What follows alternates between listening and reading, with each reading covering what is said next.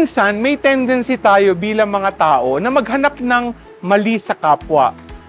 Nangyari na ba sa inyo na dahil hindi mo gusto ang isa o nainis ka sa kanya, ang lahat ng ginagawa niya ay binabantayan mo at nag-aabang ka na makagawa siya ng pagkakamali?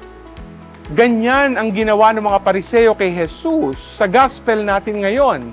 Sa kabila ng mga magagandang bagay at himala na ginawa niya, ang nakita pa din nila ay ang kanyang mga kamalian. Ganyan tayo kapag sama ng loob at inis ang inuuna natin sa ating mga sarili. Hindi na natin nakikita ang mga kabutihan at mga magagandang bagay na ginagawa ng ating kapwa.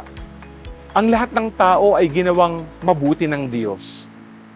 Handa ka bang tingnan ang kabutihan ng bawat isa? G ka ba?